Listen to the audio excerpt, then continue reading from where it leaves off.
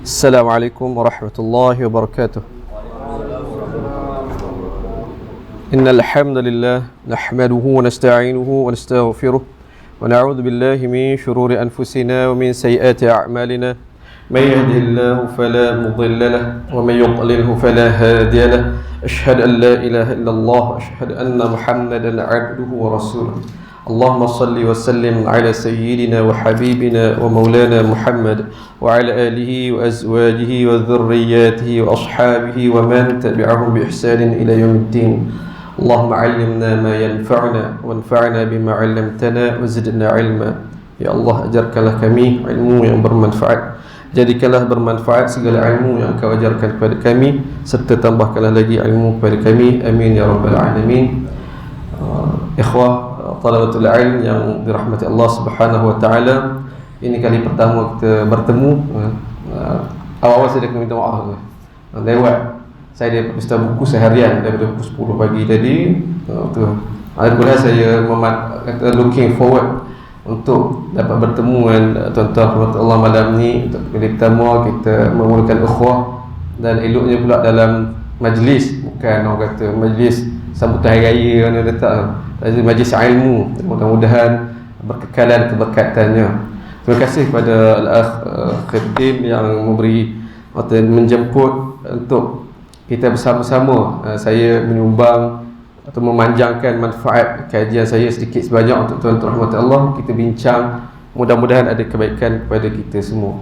Mungkin untuk sebahagian tuan-tuan ataupun tuan-tuan semua, cara pengajian biasa kita fiqh, tafsir, begitu tuan-tuan, yang fokus kepada hukum, hakam. Jadi kita lengkapkan, saya kira baik juga untuk pengajian kita ini. Dia mungkin lebih kepada akhlak, lalu menggunakan hadis-hadis Nabi SAW. Ini buku asam garam rumah tangga Nabi SAW. Saya kira tuan-tuan mungkin tak baca lagi buku ini, tak pernah tahu pun ada buku ini. Buku ini secara umumnya menghimpunkan hadis-hadis yang saya saring sendiri. Saya mula dengan kitab Sahih Bukhari, daripada awal sampai dah bab ke-80, tak habis. Itu pun dah boleh buat 1-2 buku sebenarnya. Mengeluar semula babak-babak rumah tangga Nabi SAW yang kita terlepas pandang, yang mana babak itu semuanya ada, tapi Imam Al-Bukhari dia mengambil babak itu, dia melihat sudut lain, dia keluar hukum fiqh, padahal babak itu babak rumah tangga Nabi SAW. Dan perlu untuk kita ketengahkan hal ini, kerana kita nak melihat Nabi, nak mencontohi Nabi dengan selengkap-lengkapnya. Sehingga kerana apa tuan-tuan, saya memerhatikan masyarakat sehingga melihat Nabi SAW ni, dia beyond, dia lebih pada manusia. Nabi tak pernah silap, Nabi tak pernah ini, terlalu mentakdiskan Nabi SAW. Ya, kita hormat Nabi SAW, Nabi Khalilullah, orang dekat dengan Allah Subhanahu Wa Taala, tapi dengan menafikan manusiawi Nabi SAW, kemanusiaan Nabi. Lalu kita akan hilang banyak tuan-tuan, akan hilang banyak pedoman yang Nabi tinggalkan pada kita. Antara hikmah Allah takdirkan Nabi sebagai manusia untuk dicontohi. Lalu adalah emosi-emosi manusia, bahkan ya kesilapan juga, dan ini manhaj yang berbeza. Ada orang sampai tak nak kata Nabi ni tak silap langsung, tak boleh kata Nabi silap. Sampai begitu tuan-tuan. Lalu ayat Quran yang berbentuk teguran Allah Subhanahu Wa Taala terhadap Nabi, mereka takwil. Orang kata ni bukan amma yatasaalun, bukan apa abasa wa tawalla. Dia saya sebab saya mengaji dengan sahabat saya juga begitu, aliran sebelah sana, dia takwil Allah. Dia takwil, kata bukan Allah tak kata kepada Nabi ni, kata kepada lain. Walhal memang itu antara ayat-ayat Al-Quran ada ayat teguran kepada Nabi SAW. Tidak sekali-kali merendahkan Nabi, tidak tuan-tuan. Sebaliknya menunjukkan lagi ketinggian akhlak Nabi. Lalu kita boleh contohi tuan-tuan, begitu. InsyaAllah itu sebagai muqaddimah dia. Kita terus pada pengajian kita. Kita nak terus pada bab 1, bab kerenah. Cuma nanti saya akan patah balik, akan nak baca satu bahagian nanti tuan-tuan. Bab 1 kerenah, sila ke muka surat 3.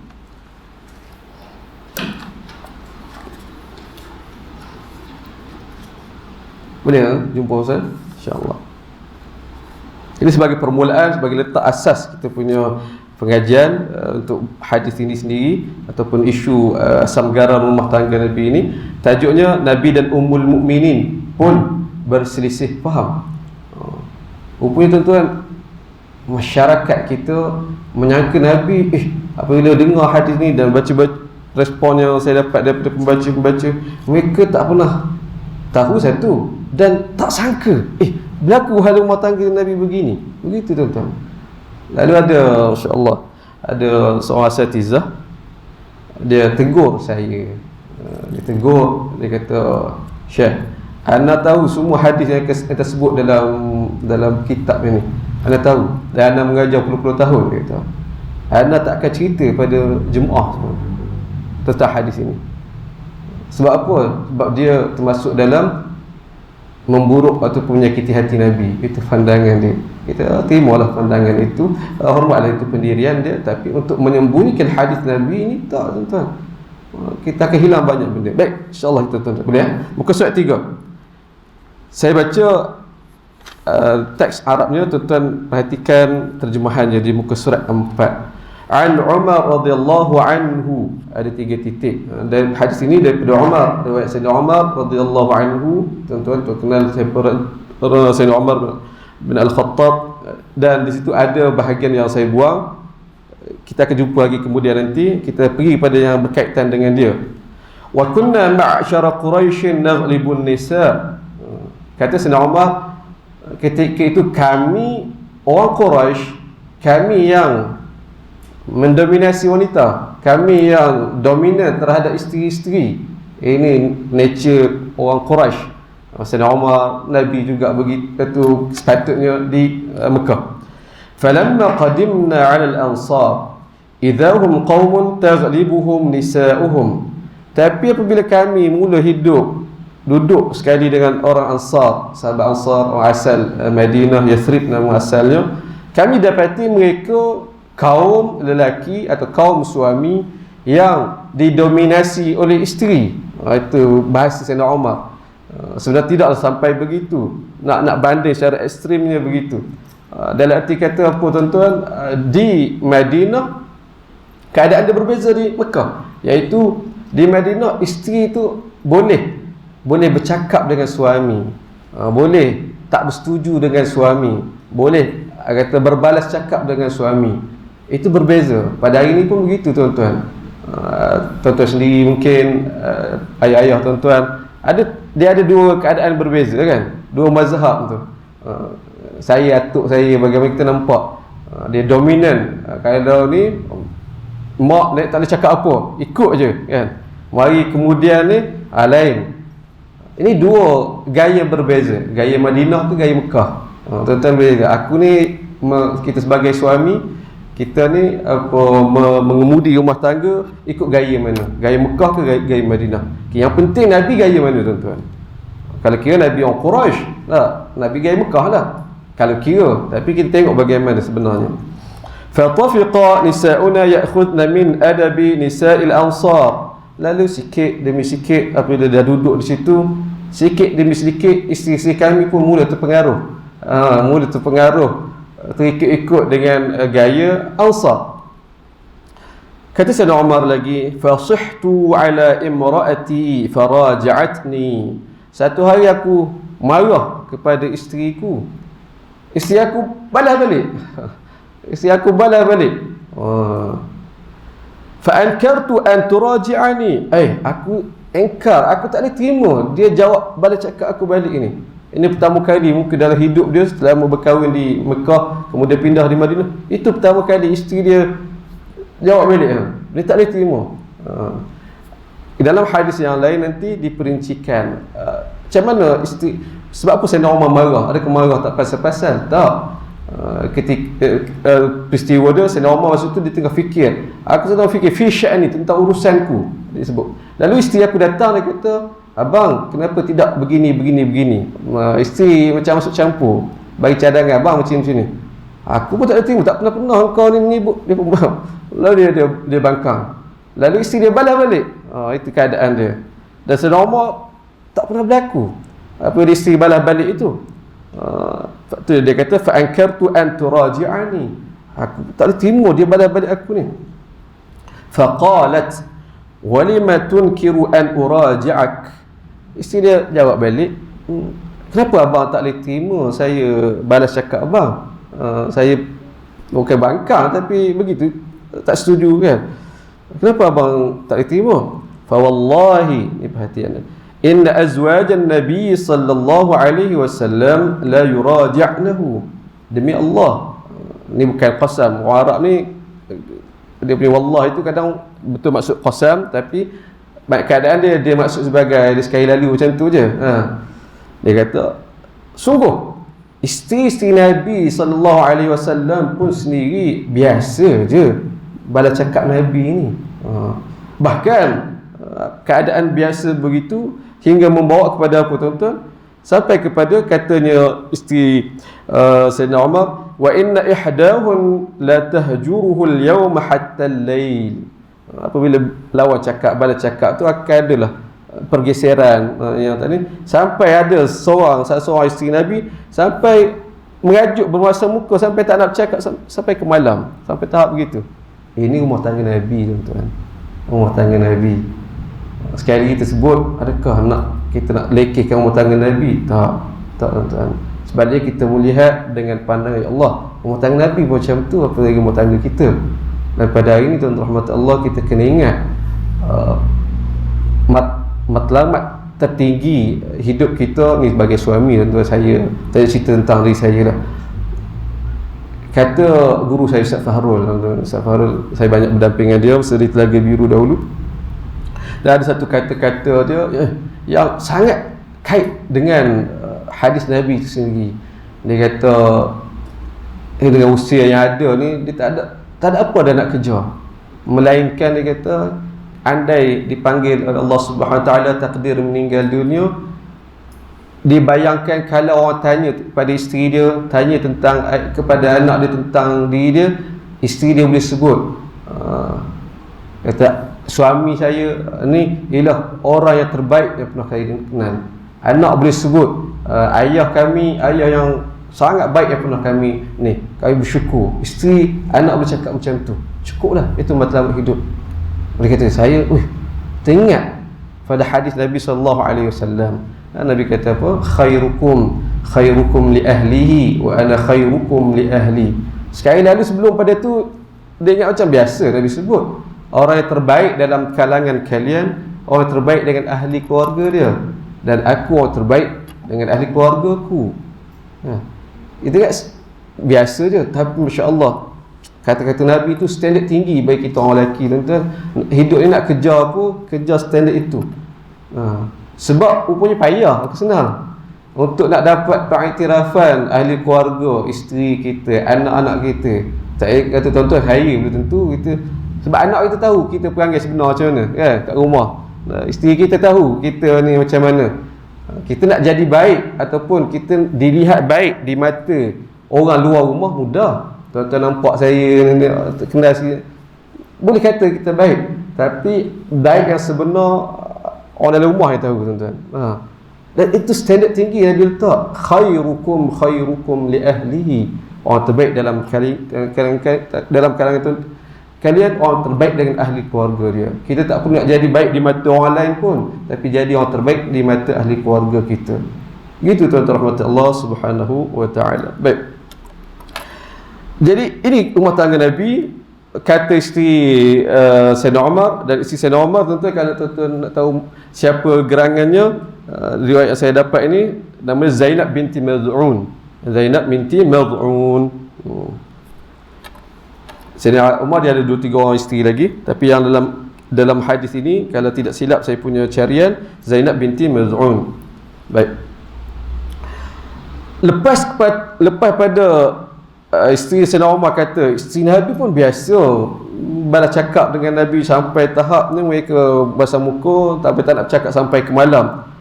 Fa'afza'ani, Sayyidina Umar kata, aku terkejut. Itu pertama kali dia tahu. Fa'afza'ani, aku kaget. Faqultu khabat man fa'ala minhunna bi'azim. Oh rugi, malanglah siapa yang buat macam tu. Summa jama'tu alayya thiyabi fadakhaltu ala Hafsah. Aku terus pakai baju, siap-siap, aku terus pergi jumpa Hafsah. Hafsah siapa tuan-tuan? Hafsah binti Umar, anak Sayyidina Umar bin Al-Khattab. Cerita, insya-Allah, cerita Sayyidina Umar nak cari menantu untuk Hafsah pun satu, insya-Allah, pengorbanan. Apabila kita tengok Sayyidina Umar nanti, tuan-tuan akan baca hadis-hadis yang lain, tuan-tuan akan nampak pattern gaya Sayyidina Umar sebagai ayah. Kita kenal dia dari segi kepribadian, seorang tegas, seorang yang ni, tapi sebagai keluarga, ahli keluarga, ketua keluarga, ayah, dia, Allah alam, pada pandangan saya, pengamatan saya, dia seorang ayah yang baik, tuan-tuan. Seorang ayah yang lembut. Sebab dia layan anak dia lain. Sebaliknya, apabila tengok riwayat Sayyidina Umar dan Sayyidina Abu Bakar pula, Sayyidina Abu Bakar kita kenal dia sebagai lembut, sebagai ni, tapi hadis-hadis dia dengan anak-anak dia lain, tegas. Dia tampar je anak dia. Nanti kita akan jumpa hadis. Dan saya sebut begini bukan tuan-tuan jangan kata teruk Sayyidina Abu Bakar, tak. Dia manusia, akan ada keterlanjuran, kesilapan, dan tapi tetap dia menjadi orang yang terbaik. Ini para sahabat Nabi sallallahu alaihi wasallam. Dia pernah tak bagi makan kepada anak dia. Nanti kita akan jumpa riwayat-riwayat itu. Sebab apa tuan-tuan? Saya nak biasakan saya punya tumpuan pada sirah. Selama ini pengajian sirah kita dia punya gaya romantism. Romantism. Cerita kalau watak tu baik-baik, kita dapat tentang dia, kan? Kalau watak dia jahat, kehidupan tidak begitu, tuan-tuan. Nah, apabila kita baca riwayat ataupun kisah sirah yang sebenar dalam kitab-kitab induk yang ada, di sana ulama masukkan semua, tuan-tuan. Barulah kita nampak keseluruhan dia punya ni. Baik. Kata mana tadi? Kata Sayyidina Umar, aku pun terus pakai baju pergi jumpa anak aku Hafsah. Faqultu ay Hafsah, atughadibu ihdakunna Rasulullah sallallahu alaihi wasallam al-yawm hatta al-lail? Hafsah, betul ke ada salah seorang antara kamu pernah menyebabkan Rasulullah marah lalu seharian sampai ke malam? Lalu kata Hafsah, faqalat na'am, ya biasalah benda tu berlaku. Faqultu khabat wa khasirat, malam, itu bahasa kitanya. Kata Sayyidina Umar lagi, maaf tuan-tuan, afata'manu an yaghdab Allah li ghadabi rasulih sallallahu alaihi wasallam fatahlikin? Kamu tak takut ke Allah marah, Allah akan murka disebabkan kemurkaan Rasulnya, lalu kamu akan binasa? Ini cara fikir Sayyidina Umar. Dia melayan Nabi sebagai Nabi, dia hormat Nabi, disanjung Nabi, tak terfikir hal ini berlaku dalam rumah tangga Nabi. Lalu dia kata, tak takut ke Allah akan murka disebabkan kemurkaan Nabi SAW? Ini. Lalu dia kata, la tastakthiri ala Rasulillah sallallahu alaihi wasallam. Itu pesanan-pesanan seorang ayah, tuan. Hafsah, jangan kamu banyak meminta dengan Nabi. Jangan kamu banyak minta dengan Nabi. Ini biasa, normal manusia. Isteri dia banyak nak ni, tuan. Dia ada duit je, tapi dia ingat tanggungjawab tu suami je. Abang beli, abang beli tu. Itu biasa, tuan. Kata Sayyidina Umar lagi, nasihat kepada anak, wala turaji'ihi fi syai'. Jangan kamu bantah dia dalam apa perkara pun. Ini nasihat seorang ayah. Wala tahjuri, jangan sampai pulaukan dia, tak nak masa muka. Ini pesanan ayah. Was'alini ma badalaki, kalau ada apa-apa minta dengan ayah je lah, jangan minta dengan Nabi. Wala yaghurrannaki an kanat jaratuka hiya awda'a mink wa ahabba ila Rasulillah sallallahu alaihi wasallam yuridu Aisyah. Dan jangan kamu duk cemburu, duk lawan cemburu dengan madu kamu yang lebih Nabi suka, Nabi dicintai. Maksud di sini ialah Sayyidatina Aisyah. Ini nasihat seorang ayah, tuan-tuan. Dan kat sini kalau kita baca syarah ulama, bukan hadis ini pun hadis-hadis yang lain, dia akan kita masukkan, iaitu menekankan tentang tanggungjawab seorang ayah, seorang ibu kepada anak rupanya tidak terlepas. Dia akan kita pegang tanggungjawab mendidik itu sampai ke sampai ke mati tuan-tuan. Walaupun anak tu dah jadi isteri orang, dah jadi suami orang, dah jadi ayah, dah jadi mak orang, tetap tanggungjawab. Ada benda tak betul tak tu, ayah kita sebagai ayah selama-lamanya kita kena nasihatkan. Yang ini penting saya baru ternampak dalam hal ini. Contoh rahmat Allah Subhanahu wa taala. Hadis ni riwayat Al-Bukhari. Dan kira-kiranya soalan tadi, Sayyidina Rasulullah sallallahu alaihi wasallam dia ikut mazhab mana? Mekah ke Madinah? Walaupun dia orang Mekah tapi dia mengamalkan gaya Madinah. Dan kalau kita nak katakan sebagai sunnah dari arti kata pengamalan, itu gaya, kita ambil gaya Madinah. Sebagai suami kita buka kehidupan ataupun buka dalam keluarga kita, isteri boleh bagi pandangan. Kalau dia tak setuju boleh dia mengatakan tidak setuju itu. Sebagaimana biasa isteri Nabi buat begitu. Tuan-tuan rahmat Allah Subhanahu wa taala. Ini sebagai mukadimah untuk hadis yang pertama. Kita insya-Allah menuju ke depan nanti kita akan jumpa krisisnya. Saya nak masuk pada hadis yang kedua, boleh? Kemudian saya nak patah balik nanti. Hadis yang kedua nak kata nanti tuan-tuan. Muka surat 6. Asam garam 2, Nabi terasa hati dengan Aisyah dan Hafsah. An Abdullah bin Abbas radhiyallahu anhuma. Hadis ini riwayat Abdullah bin Abbas. Ibnu Abbas sepupu kecil Nabi sallallahu alaihi wasallam, yang mana dia dapat doa daripada Nabi kan. Apa doa sangat masyhur. Allahumma alim apa? Allahumma faqihhu fid din wa alim ta'wil kan. Dan itu doa kita untuk anak kita dan cucu kita. Cuma yang menarik dia latar belakang doa itu. Masa bila Nabi doa kepada Ibnu Abbas, Ibnu Abbas dapat doa itu. Ibnu Abbas dia pindah ataupun dia hijrah ke Madinah lambat. Dia ikut ayah dia Abbas. Nanti kita akan jumpa dalam riwayat yang lain, dalam buku yang lain. Sayyidina Abbas dia hijrah lambat. Tapi tidak bermakna dia Islam lambat. Dia Islam lebih awal. Dia duduk di Mekah atas perintah Nabi sallallahu alaihi wasallam, dan dia ada peranan dia menjadi ain, dia menjadi pengintip Nabi sallallahu alaihi wasallam. Sebab itu kita boleh akan tengok nanti Nabi tahu pergerakan Quraisy di Mekah apa semua tu dari mana. Antaranya daripada Abbas, yang hantar surat, hantar laporan Abbas. Jadi hijrah lambat. Dari situlah baru Abdullah bin Abbas anak dia mula dapat berdampingan dengan Nabi sallallahu alaihi wasallam. Sampai di Madinah, kebiasaannya Nabi hari-hari akan ada orang anak-anak Ansar yang akan khidmat pada Nabi sallallahu alaihi wasallam. Yang buat mula-mula tu Anas bin Malik. Mak dia yang buat mula-mula. Lalu daripada tu orang semua tiru sampai ke ramai kena buat roster, kena buat jadual. Ni Anas kata ada hari aku. Kemudian orang lain buat. Abdullah bin Abbas datang lambat tuan-tuan. Baru masuk jadual. Ni orang khidmat Nabi sallallahu alaihi wasallam.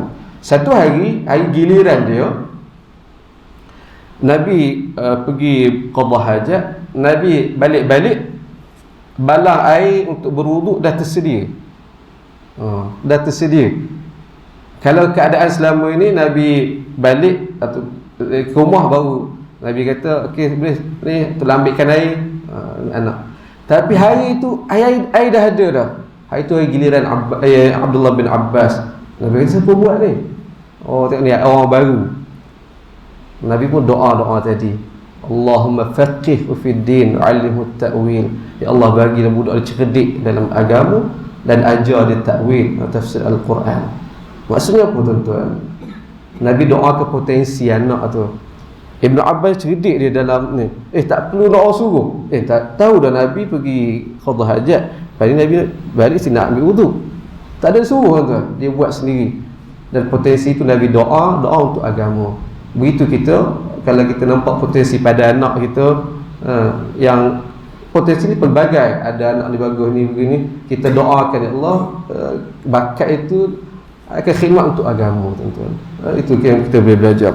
Ni Abdullah bin Abbas dia yang cerita hadis ni. قال لم أزل حريصا على أن أسأل عمر رضي الله عنه عن المرأتين من أزواج النبي صلى الله عليه وسلم.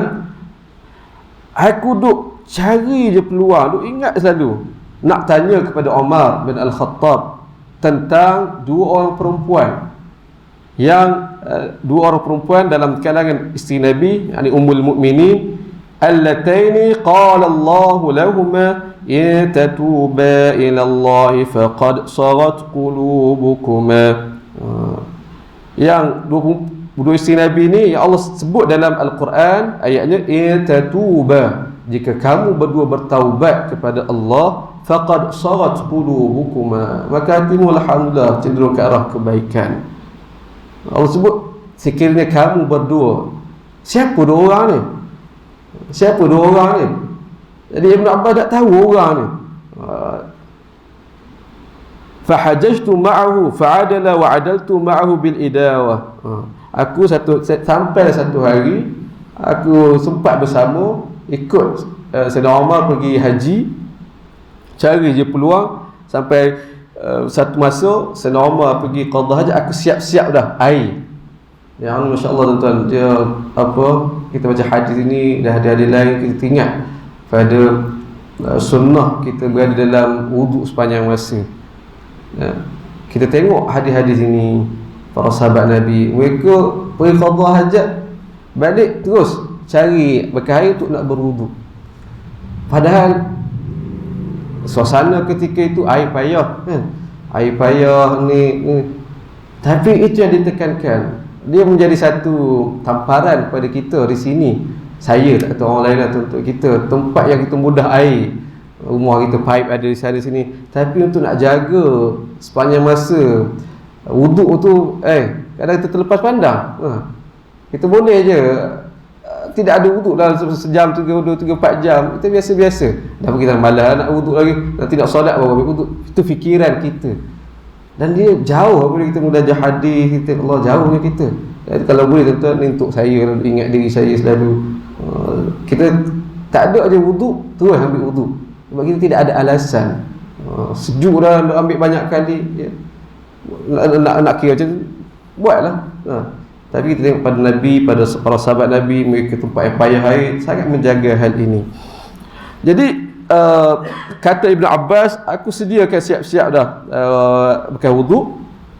Fatabarraza hatta jaa fasakabtu ala yadayhi min al-idawa fatawadda, aku tuangkan sendiri air, dia pun berwuduk. Dia mendekati Sayyidina Umar. Time tu lah dia tanya soalan tu, dia cari peluang. Ibn Abbas, faqultu ya amiral mu'minin, wahai amirul mu'minin, manil mar'ata min azwajin Nabi sallallahu alaihi wasallam allatani qala Allah azza wa jalla lahumma in tatuba ila Allah faqad sagat qulubukuma. Wahai amirul mu'minin, boleh saya tanya, siapa yang dua orang isteri Nabi yang sebut dalam Al-Quran yang ayat tu? Tanya tu. Faqala Umar ni, faqal wa ajabi lak ya Ibn Abbas. Pelik ni wahai Ibn Abbas. Pelik ni wahai Ibn Abbas. Sebab apa? Sebab Sayyidina Umar dia tak sangka Ibn Abbas tak tahu. Ibn Abbas ketika ini umur dia dalam mungkin belasan. Kalau kita nak kira, Ibn Abbas khidmat Nabi umur 10 tahun, dalam 3, Nabi tak ada, umur dia dalam sekitar 14-15 tahun. Kemudian Sayyidina Umar, Sayyidina Bakar 2 tahun, umur dia dah 16. Sayyidina Umar naik 17, mungkin sekitar tu umur dia 20-an mungkin.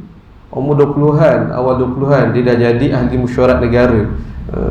Yang mana sahabat Nabi tak puas hati, sebagai sahabat Nabi tak puas hati, kenapa budak muda ni terlibat juga dalam mesyuarat penting ni. Yang mana Sayyidina Umar angkat dia.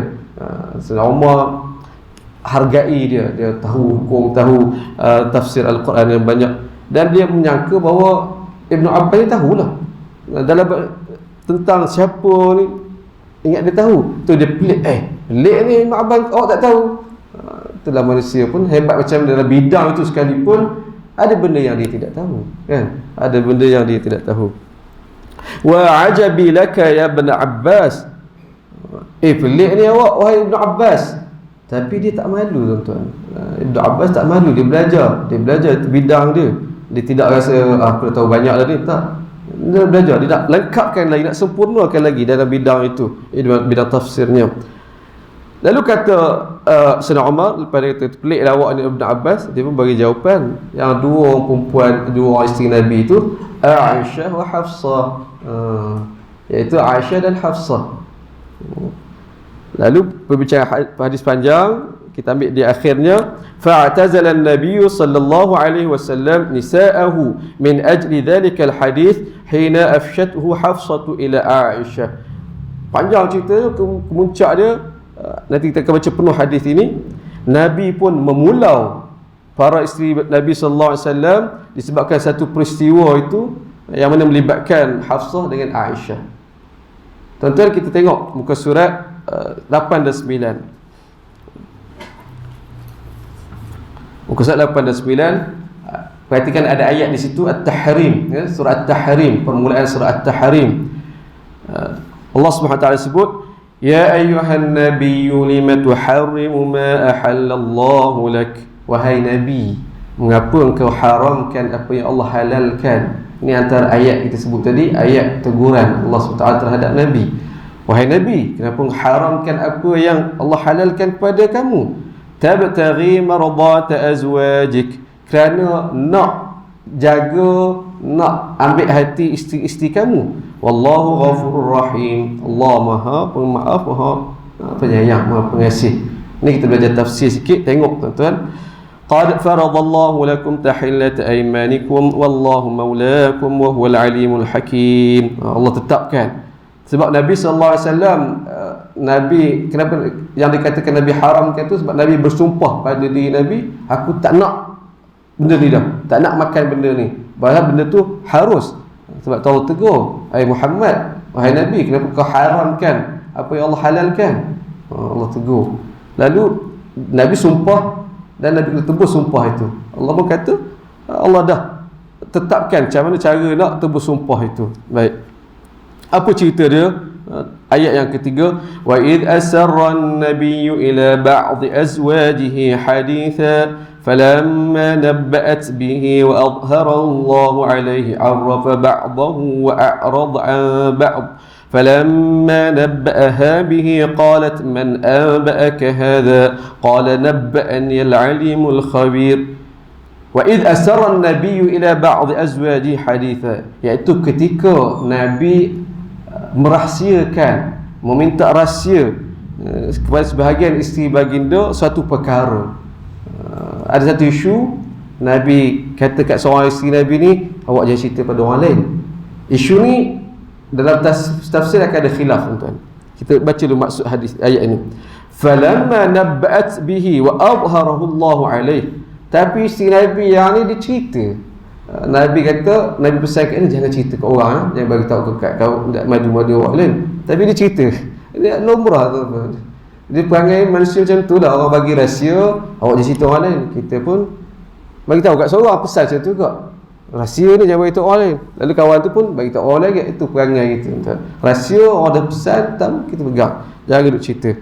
Nabi dah pesan kepada isteri Nabi jangan cerita, dia cerita juga. Wa awharahu Allahu alaihi 'arafa ba'dahu wa a'rada 'an ba'd. Allah pun jelas, Allah kededah kepada Nabi sallallahu alaihi wasallam hal ini, bahawa isteri kamu dah cerita pada orang. Falamma nabba'aha bihi qalat man anba'aka hadha. Lalu dia, Nabi pun pergi jumpa isteri Nabi yang Nabi simpan rahsia tu. Apa awak cerita? Lalu isteri Nabi tu kata, siapa yang cerita kat abang? Siapa? Macam mana abang tahu ni? Macam mana abang tahu ni? Kata Nabi, qala nabba'ani al-alimul khabir. Allah yang maha alim, yang maha khabir, yang beritahu saya. Cerita habis kat situ. Dan ayat ketiga, keempat beralih kepada, tuju kepada para isteri Nabi.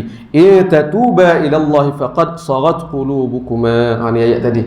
Kalau sekiranya kamu berdua ni bertaubat pada Allah, hati kamu cedum ke arah kebaikan. Wa in tadhahara alaih, sekiranya kamu dua masih terus menerus nak muzaharah, nak bangkang, nak berpakat nak kenakan Nabi lagi, nak terus itu Nabi lagi, fa innallaha huwa maula wa jibril wa salihul mu'minin. Allah akan jadi pembela, para Jibril dan orang beriman akan backup Nabi. Wal malaikatu ba'da dhalika zahir. Asa rabbuhu in talaqakunna ay yubdilahu azwajan khairan minkun. muslimatin mu'minat qanitat taibat abidat saihat thayyibat wa abkara. Mudah-mudahan Tuhannya, andai sekiranya Nabi dia, kata Nabi, menceraikan kamu, Allah gantikan, mudah-mudahan Allah ganti dengan isteri yang lebih baik daripada kamu, yang mana sifat dia muslimat qanitat ila akhir ayat. Tuan-tuan, ini ayat rumah tangga Nabi. Nah, saya kumpul ayat-ayat begini, lalu dapat satu pattern. Dalam Quran Allah abadikan ayat-ayat ataupun kisah rumah tangga dalam bentuk konflik begini. Tidak ada satu pun ayat ataupun rakaman tentang romantiknya Nabi dalam rumah tangga. Adakah bermakna Nabi tak romantik? Tak, tuan-tuan. Saya buku yang kedua kumpul hadis-hadis Nabi romantik, tak terbuat kita, tuan-tuan.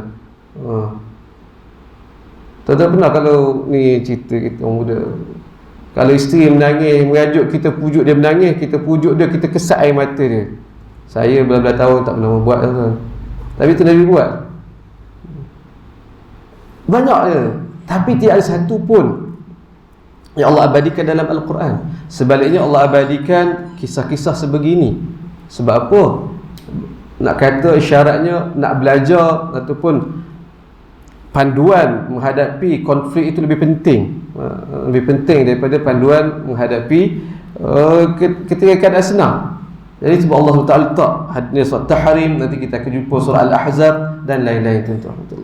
Ini saya nak sebut, tuan-tuan, secara umumnya nak kata penting sebahagian kita untuk melengkapkan pengajian kita, mengetahui hadis-hadis rumah tangga Nabi ini. Satu panduan untuk kita, kalau bukan untuk kita pun untuk anak cucu kita, kalau tak pun, tuan-tuan, untuk kita nak bela Nabi SAW. Pada hari ini yang berlaku di India, kan, orang Islam marah sana. Menarik kalau kita tengok perjalanan keadaan itu. Kita tak perasan sejak masa bulan Ramadan lagi umat Islam di India kena sama lebih kurang macam kena di Palestin. Rumah mereka kena roboh, kedai mereka kena bakar, tertindas. Dalam masa sama berlaku isu di Palestin, Israel buat gini, kita buat tumpu ke sana. Tapi keadaan sama berlaku di India, kena tindas, kena gini. Masa tu nak pilihan raya orang dia, kan, gini. Tapi lepas raya ni, apabila orang itu yang musuh Islam ni pergi overboard, mereka ganyang Islam tertindas lah gini. Tapi sebut je pasal Nabi, bangkit habis, tuan-tuan. Sebut je pasal Nabi, hina Nabi, boleh bangkit orang dia ni. Yang kita nampak Allah kena katak tu. Lalu sekarang dia lawan polis, lawan askar. Nabi jangan main. Saya nak sebut apa, tuan-tuan? Saya tak jumpa. Kalau tuan-tuan boleh jumpa, beritahu saya apa statement yang apa orang India tu hina Nabi, apa ayat dia. Setakat ni semua tak ada, yang ada kata kenyataan yang menghina Nabi, kan. Perincian dia apa? Maklumat yang saya dapat secara umumnya, dia berkaitan dengan Nabi SAW ni diguna ayat fedo. Nabi seorang fedofilia, kahwin dengan Aisyah kan sebagai masa kanak-kanak. Itu kenyataan tu. Dan kenyataan tu akan berulang, tuan-tuan. Ulama buat kumpul satu kitab syubhat wa rudud, himpunan tentang syubhat, serangan-serangan ataupun tumahan terhadap Nabi SAW, dan rudud menjawab dia. Separuh daripada kitab itu, tuan-tuan, dikumpulkan banyak ni orientalis, dia buat serangan terhadap Nabi. Separuh daripada serangan itu dia berkaitan dengan rumah tangga Nabi. Nabi tadi kahwin budak, Nabi kahwin ramai, Nabi pukul isteri. Nanti kita akan jumpa dalam hadis Muslim, nak baca secara zahir Nabi pukul isteri. Lalu macam mana kita nak jawab benda itu, tuan-tuan? Dan antara kita kata penting untuk kita ketahui. Tuan-tuan rahmat Allah Subhanahu Wa Taala, masa waktu dah. Saya nak habis sikit lagi, tuan-tuan, boleh? Nak pergi ke bahagian patah balik, tuan-tuan. Kita pergi ke muka surat berapa dah ni? Penafian saya peringatan bersama. Bagi awal-awal sebelum pada kerenah, sebelum pada bab 1. Dia pasal, tuan-tuan. Buku ni saya ada rujuk sahabat-sahabat saya di Jais, mereka bimbang sebelum buku ni keluar, mereka bimbang sampai dia kata ni Ustaz, nanti ada orang dakwaan, ada orang buat dakwaan, Ustaz kena penjara, kata macam tu. Sampai kata Ustaz, kalau nak mudah inilah minta apa kata pengantar daripada mufti untuk ni. Sebab mereka membaca, mereka tengok masa tu tak keluar lagi, saya bagi draft tengok, bahaya ni. Dia itu tadilah ada kebimbangan memburukkan Nabi sallallahu alaihi wasallam. Tuan-tuan rahmat Allah. Sebab dalam buku ini kita akan guna hadis tadi kan, yang mana merujuk kepada krisis, konflik, bergolak rumah tangga Nabi begitu gini-gini. Lalu dia kata begitu. Lalu saya buat penafian. Saya kata begini tuan-tuan. Tuan-tuan perhatikan pada perenggan ke 1, 2, 3, 4. Pada keempat, pada saya penggunaan perkataan seumpama ini yang antaranya krisis, konflik, asam garam rumah tangga Nabi ini adalah normal dan neutral. Benda tidak ada masalah. Asalkan kita sedar siapa diri kita, siapa pun Rasulullah dan ummul mukminin pada kita, mereka teladan kita. Bagi saya kita tidak dapat lari daripada menggunakan perkataan sebegini, asalkan tidak ada maksud jahat disebabkan penggunaan itu. Bahkan lebih utama perlu difikirkan sebelum berbincang soal penggunaan perkataan itu, iaitu apa hukumnya menceritakan kisah-kisah krisis, konflik, bergolak rumah tangga Nabi ni. Itu dulu. Apa hukum dia? Ni dari segi perbincangan tuan. Jawapan saya kata sudah tentu boleh. Kisah ini terekod dalam riwayat-riwayat hadis. Atau kalau kita kata tidak boleh, sebab ni saya sedang berdepan dengan orang yang mempertikaikan. Dia kata dia tak akan cerita pada orang. Kalau kita kata tidak boleh dan ini termasuk dalam idza, termasuk dalam menyakiti Nabi sallallahu alaihi wasallam, adakah begitu dengan maksud itu kita mengira bahawa contohnya sahabat Nabi Sayyidina Anas bin Malik tidak menghormati Nabi? Sebab banyak mana kisah-kisahnya dia ceritakan. Banyak kisah rumah tangga ni dalam rumah tangga Nabi. Atau adakah kita hendak katakan bahawa Sayyidatina Aisyah dan ummul mukminin yang lain juga tidak memelihara rumah tangga Nabi? Sebab kita akan baca hadis ini, ada buku diriwayatkan oleh Sayyidatina Aisyah apa yang berlaku dalam rumah tangga dia. Cara berbeza tuan. Apa yang berlaku dalam rumah tangga Nabi dia wajib diceritakan. Ini antara tanggungjawab para isteri Nabi sallallahu alaihi wasallam sebut dalam Al-Quran. Mereka kena cerita apa yang berlaku. Dalam bilik air pun cerita, atas katil pun cerita, sebab dia ada panduan. Lalu tidak sama macam umat dia. Contoh kita akan jumpa hadis nanti Nabi sallallahu alaihi wasallam dalam satu solat subuh, Nabi jadi imam datang duduk depan ni, Sayyidina Abu Hurairah cerita tu riwayatkan. Lalu Nabi tak ada nak angkat takbir, Nabi patah balik, masuk balik rumah balik. Kemudian Nabi datang balik, yaqtur, Sayyidina Abu Hurairah kata masih berjatuhan dan menitik lagi air dari rambut Nabi sallallahu alaihi wasallam. Nabi lupa mandi wajib.